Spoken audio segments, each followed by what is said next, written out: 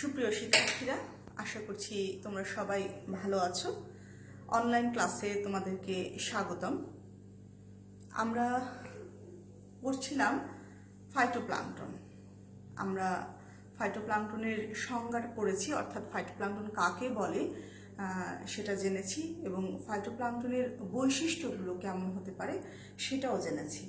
তো এখন আমরা যেটা পড়ব সেটা হচ্ছে ফাইটোপ্লাঙ্কটনের শ্রেণীবিন্যাস। ফাইটোপ্লাঙ্কটনের এত বিপুল সংখ্যক সদস্য রয়েছে যে এদেরকে কিন্তু শ্রেণীবিন্যস্ত করা হয়েছে। তো বিভিন্ন বৈশিষ্ট্যের ভিত্তিতে, বিশেষ করে বাসস্থান, জীবন ইতিহাস, পুষ্টি, আকার, এরকম অনেকগুলো বৈশিষ্ট্যকে ভিত্তি করে ফাইটোপ্লাঙ্কটনের শ্রেণীবিন্যাস করা হয়েছে। তো সেটা আমরা আজকে একটু জানি যে ফাইটোপ্লাঙ্কটনের শ্রেণীবিন্যাসটা কীরকম। প্রথমত আসি আকারের ভিত্তিতে। এদের আকারটা কীরকম তার উপর ভিত্তি করে এদেরকে কয়েকটি ভাগে ভাগ করা হয়েছে। প্রথম যে ভাগটা সেটাকে বলা হচ্ছে আলট্রা ন্যানো প্ল্যাঙ্কটন। এরা সাধারণত 2 মাইক্রনের চেয়ে কম হয় এদের ব্যাস। এই আলট্রা ন্যানো প্ল্যাঙ্কটনের অন্তর্ভুক্ত যারা, তাদের ব্যাস সাধারণত 2 মাইক্রনের কম হয়। উদাহরণ হিসেবে আমরা বলতে পারি সিনেকক্কাস। আচ্ছা, এরপরে আসি ন্যানো প্ল্যাঙ্কটন। এদের ব্যাস সাধারণত 2 থেকে 20 মাইক্রন হয়ে থাকে। উদাহরণ হিসেবে আমরা বলতে পারি ক্লোরেলার কথা। এরপরে আসি মাইক্রোপ্ল্যাঙ্কটন। এদের ব্যাস 20 থেকে 200 মাইক্রন হয়ে থাকে এবং উদাহরণ হিসেবে ক্ল্যামাইডোমোনাসকে আমরা উল্লেখ করতে পারি। চতুর্থ যে ভাগটা সেটা হচ্ছে মেসোপ্ল্যাঙ্কটন। এদের ব্যাস 200 থেকে 2000 মাইক্রন হয়ে থাকে এবং স্পাইরুলিনা যে সদস্যগুলো আছে তারা এর অন্তর্ভুক্ত। এবং সবশেষে যেটা আছে সেটা হচ্ছে মেগা প্লাঙ্কটন। এদের ব্যাস সাধারণত 2000 মাইক্রনের বেশি হয়। অসিলাটোরিয়া, অ্যানাবিনা এরা এই ধরনের মেগা প্লাঙ্কটনের অন্তর্ভুক্ত। তাহলে শিক্ষার্থীরা, আকারের ভিত্তিতে আমরা প্লাঙ্কটনকে 5টা ভাগে ভাগ করলাম: ultra nano plankton, nano plankton, microplankton, mesoplankton এবং মেগা প্ল্যাঙ্কটন।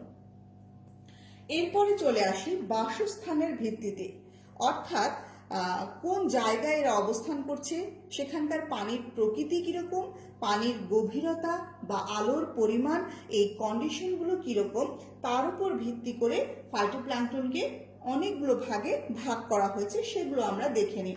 প্রথমত আসি লিম্ন প্লাঙ্কটন। লিম্ন প্লাঙ্কটন আমরা কাদেরকে বলবো? ফাইটোপ্ল্যাঙ্কটনের যে সদস্যগুলো লেক বা হ্রদের পানিতে থাকে বা জন্মায় তাদেরকে আমরা লিম্ন প্লাঙ্কটন বলে থাকবো। উদাহরণ হিসেবে আমরা বলতে পারি ক্লোরেলা।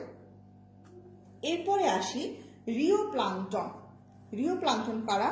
নদীতে বসবাসকারী যে ফাইটোপ্ল্যাঙ্কটনের সদস্যগুলো তাদেরকে আমরা বলছি রিও প্ল্যাঙ্কটন।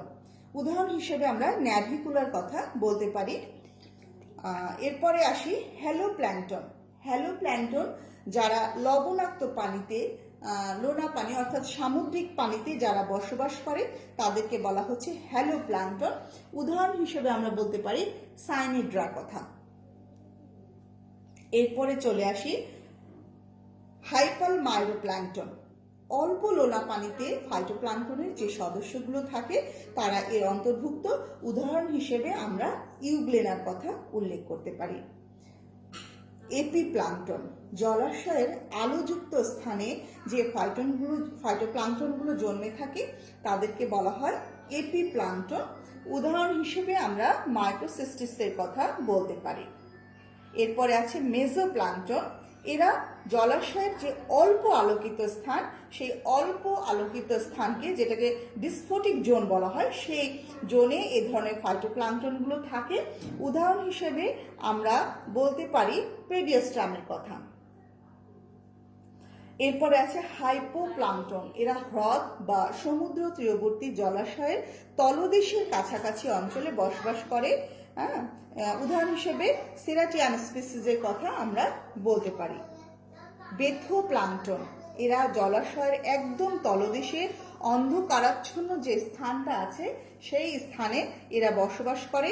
উদাহরণ হিসেবে আমরা ল্যামিনারিয়ার কথা বলতে পারি। নেরিটিক প্লাঙ্কটন, এরা সমুদ্র তীরবর্তী অঞ্চলে জন্মে থাকে। নেরিটিক প্লাঙ্কটনের উদাহরণ হিসেবে আমরা বলতে পারি স্পাইরুলিনার কথা। পেলাজিক প্লাঙ্কটন, এরা কি হ্রদ বা সমুদ্রের তীর থেকে অনেক দূরের অঞ্চলে যে ফাইটোপ্লাঙ্কটনের সদস্যগুলো থাকে তাদেরকে বলা হচ্ছে পেলাজিক প্লাঙ্কটন। উদাহরণ হিসেবে আমরা ন্যাভিকুলার কথা বলতে পারি।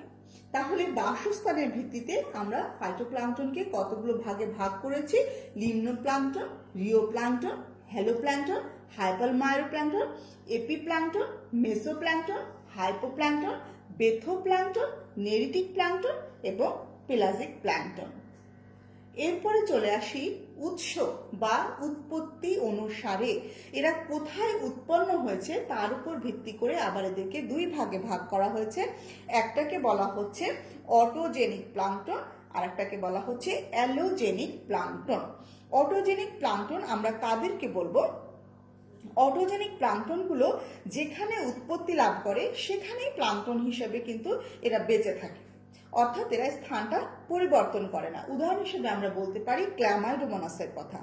আর অ্যালোজেনিক প্লাঙ্কটন কি হয়? এরা বিভিন্ন স্থান থেকে আগমন করে, অর্থাৎ এরা স্থানান্তরিত হয়।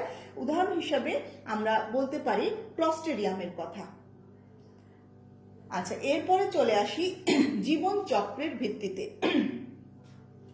জীবনচক্রের ভিত্তিতে ফাইটোপ্লাঙ্কটনকে তিন ভাগে ভাগ করা হয়েছে। একটা হচ্ছে হলোপ্লাঙ্কটন, মেরোপ্লাঙ্কটন এবং টাইফোপ্লাঙ্কটন। হলোপ্লাঙ্কটন কারা? এরা সারা জীবন প্লাঙ্কটন হিসেবে বেঁচে থাকে এবং ভাসমান অবস্থাতেই এরা কিন্তু এদের জীবনচক্রটা সম্পন্ন করে। বেশিরভাগ ফাইটোপ্লাঙ্কটন কিন্তু হলোপ্লাঙ্কটনেরই অন্তর্ভুক্ত। উদাহরণ হিসেবে আমরা ভলভক্সের কথা বলতে পারি। এরপরে আসি মেরোপ্লাঙ্কটন। মেরোপ্লাঙ্কটন কারা? এরা জীবনচক্রের কোনো একটা নির্দিষ্ট সময়ে কেবলমাত্র প্লাঙ্কটন হিসেবে অতিবাহিত করবে, যেমন ইউলোথ্রিক্স। টাইফোপ্লাঙ্কটন কোনটা? এরা কোনো একটা অবলম্বনের সাথে আবদ্ধ হয়ে বসবাস করবে, তবে দেখা যায় যে কখনো কখনো কোনো কারণে এরা অবলম্বন থেকে মুক্ত হয়ে যায় এবং প্লাঙ্কটন হিসেবে তাদের জীবন চক্রটা সম্পন্ন করে। উদাহরণ হিসেবে আমরা বলতে পারি উডোগোনিয়ামের কথা। এরপরে চলে আসি পুষ্টির ওপর ভিত্তি করে। পুষ্টির ওপর ভিত্তি করে প্লাঙ্কটনকে দুই ভাগে ভাগ করা হয়েছে। একটাকে বলা হচ্ছে ইউপ্লাঙ্কটন, আর একটাকে বলা হচ্ছে স্যাপ্রোপ্লাঙ্কটন। ইউপ্লাঙ্কটন আমরা কাদেরকে বলবো? ক্লোরোফিল যুক্ত স্বভোজী যে প্ল্যাঙ্কটনগুলো তারা কিন্তু ইউপ্লাঙ্কটনের অন্তর্ভুক্ত, অর্থাৎ এদের ক্লোরোফিল থাকবে, এরা ফটোসিনথেসিস করবে এবং এরা নিজেদের খাদ্য নিজেরা তৈরি করতে পারবে। সাধারণভাবে প্লাঙ্কটন বলতে কিন্তু আমরা ইউপ্লাঙ্কটনকেই বুঝে থাকি। উদাহরণ হিসেবে আমরা ভলভক্সের কথা বলতে পারি। স্যাপ্রোপ্লাঙ্কটন এরা কারা? এদের ক্লোরোফিল নাই, নিজেদের খাদ্য যেহেতু ক্লোরোফিল নাই সেহেতু এরা নিজেদের খাদ্য নিজেরা তৈরি করতে পারবে না, এবং নিজেদের খাদ্য যেহেতু তৈরি করতে পারবে না এরা মৃত জীব বা জীব দেহ থেকে নিঃসৃত যে জৈব পদার্থগুলো আছে সেখান থেকে এরা খাদ্য গ্রহণ করে থাকবে। উদাহরণ হিসেবে আমরা কিন্তু ইউগ্লেনার কথা বলতে পারি। এরপরে চলে আসি কোষ প্রাচীরের অলঙ্করণের উপর ভিত্তি করে। অলঙ্কার, তাই না? আমরা যখন শ্রেণীকক্ষে ফাইটোপ্লাঙ্কটনের প্র্যাকটিক্যাল ক্লাসগুলো করব তখন আমরা যখন মাইক্রোস্কোপে দেখব তখন দেখব যে এদের বিচিত্র স্ট্রাকচার এবং এক একটার বাইরের যে স্ট্রাকচার এক এক রকম এবং খুব সুন্দর সুন্দর কিছু স্ট্রাকচার কিন্তু দেখা যায়। তো অলঙ্করণের ভিত্তিতে এদেরকে দুই ভাগে ভাগ করা হয়েছে। একটাকে বলা হচ্ছে অলঙ্কৃত ফাইটোপ্লাঙ্কটন, আর একটা হচ্ছে অলঙ্করণবিহীন ফাইটোপ্লাঙ্কটন। অলঙ্কৃত ফাইটোপ্লাঙ্কটন কারা? এই যে মাইক্রোস্কোপে যখন আমরা দেখব যে এদের স্ট্রাকচারটা বিভিন্ন রকম, কেন? এই সকল ফাইটোপ্লাঙ্কটনে যে কোষপ্রাচীরটা থাকবে সেগুলো কোষপ্রাচীরটা সিলিকা দ্বারা বিশেষভাবে অলঙ্কৃত হয়ে যাবে বা উপাঙ্গ থাকবে, এদের বিভিন্ন ধরনের উপাঙ্গ থাকবে অথবা সিলিকা জমা হয়ে উঁচু নিচু হয়ে অলঙ্কৃত একটা গঠন সৃষ্টি করবে। যেমন উদাহরণ হিসেবে বিভিন্ন ধরনের ডায়াটমের কথা বলা যেতে পারে, যেমন ন্যাভিকুলা। আর অলঙ্করণবিহীন ফাইটোপ্লাঙ্কটন, এ সকল ফাইটোপ্লাঙ্কটনের কোষ প্রাচীরে বিশেষ কোনো ধরনের স্ট্রাকচার, উপাঙ্গ বা অলঙ্করণ সাধারণত থাকে না। উদাহরণ হিসেবে আমরা ক্লোরেলার কথা বলতে পারি। এরপরে আসি ফ্লাজেলার উপস্থিতির উপর ভিত্তি করে ফাইটোপ্লাঙ্কটনের শ্রেণীবিন্যাস। ফ্লাজেলার উপর ভিত্তি করে ফাইটোপ্লাঙ্কটনকে দুই ভাগে ভাগ করা হয়েছে। একটা হচ্ছে ফ্লাজেলা যুক্ত ফাইটোপ্লাঙ্কটন আর একটা ফ্লাজেলা বিহীন ফাইটোপ্লাঙ্কটন। ফ্লাজেলা যুক্ত ফাইটোপ্লাঙ্কটন কারা? এদের ফ্লাজেলা থাকবে, উদাহরণ হিসেবে আমরা ইউগ্লেনার কথা বলতে পারি। আর ফ্লাজেলা বিহীন কারা? এদের কোনো ফ্লাজেলা থাকবে না, যেমন ক্লোরেলা। তাহলে শিক্ষার্থীরা, আমরা আজকের ক্লাসে কি শিখলাম? আমরা আজকের ক্লাসে ফাইটোপ্লাঙ্কটনের শ্রেণীবিন্যাস করলাম এবং দেখলাম যে অনেকগুলো বৈশিষ্ট্যের ভিত্তিতে কিন্তু এদেরকে বিভিন্নভাবে শ্রেণীবিন্যস্ত করা হয়েছে। আকার অর্থাৎ এদের কোষের ব্যাসটা কতখানি তার ভিত্তিতে এদেরকে 5 ভাগে ভাগ করা হয়েছে। কোন স্থানে বসবাস করছে, সেখানকার পানির প্রকৃতি কিরকম, আলোর পরিমাণ কিরকম তার উপরে ভাগ করা হয়েছে। উৎস, কোথা থেকে এরা উৎপত্তি হয়েছে তার উপর ভিত্তি করে এদের শ্রেণীবিন্যাস করা হয়েছে। জীবন চক্রটা কিরকম তার উপরে এদেরকে ভিত্তি করে ক্লাসিফিকেশন করা হয়েছে।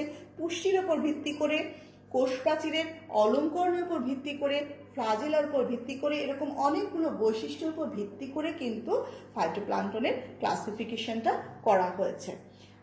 তো শিক্ষার্থীরা, আশা করছি তোমরা ফাইটোপ্লাঙ্কটনের এই শ্রেণীবিন্যাসটা বুঝতে পেরেছ।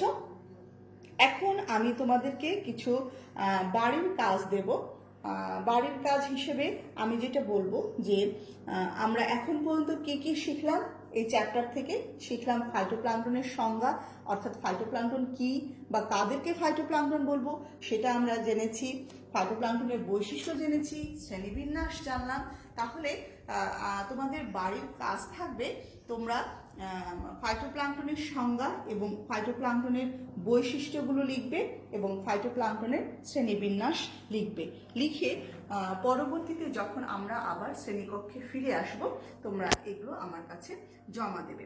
আরেকটা জিনিস যেটা আমি তোমাদেরকে বলতে চাইবো, আজকে যে টপিকটা পড়ালাম, বিশেষ করে এই যে ফাইটোপ্লাঙ্কটনের শ্রেণীবিন্যাস, এটা খুব ইম্পর্টেন্ট একটা প্রশ্ন। ইম্পর্টেন্ট, সহজ এবং মজার। আমার বিশ্বাস তোমাদের প্রত্যেকেরই এটা পড়তে খুব ভালো লাগবে। খুব মজার একটা টপিক। তো এটা তোমরা বাসায় পড়বে এবং যে বাড়ির কাজগুলো দিলাম এগুলো কাগজে লিখে রাখবে এবং যখন আমরা শ্রেণীকক্ষে ফিরে আসবো আমার কাছে এগুলো জমা দেবে। আরেকটা জিনিস যেটা আমি তোমাদেরকে একটু বলতে চাইবো, ফাইটোপ্লাঙ্কটনের শ্রেণীবিন্যাস বর্ণনা করো। এটা খুব গুরুত্বপূর্ণ একটা প্রশ্ন এবং এখানে তোমরা যখন অ্যান্সার করো, যে ভুলগুলো করো, সাধারণত দেখা যায় যে প্রত্যেকটা ক্যাটাগরিতে কমপক্ষে একটা করে উদাহরণ দিবে। আমি কিন্তু আমার স্লাইডে, তোমরা দেখেছো স্লাইডে কিন্তু প্রত্যেকটা শ্রেণীবিন্যাসের ভাগগুলোর পরে কিন্তু একটা করে, কমপক্ষে একটা করে উদাহরণ দিবে এবং এই উদাহরণটা অবশ্যই, যেহেতু এটা সায়েন্টিফিক নেম, এর বানানটা যেন ঠিক হয়, বানানটা যেন ভুল করবে না। এই দুটো জিনিসের উপর তোমরা অবশ্যই লক্ষ্য রাখবে। তো আজকের মতো এতখানি। ভালো থেকো, সুস্থ থেকো। ইনশাআল্লাহ আগামী ক্লাসে তোমাদের সাথে আবার দেখা হবে। খোদা হাফেজ।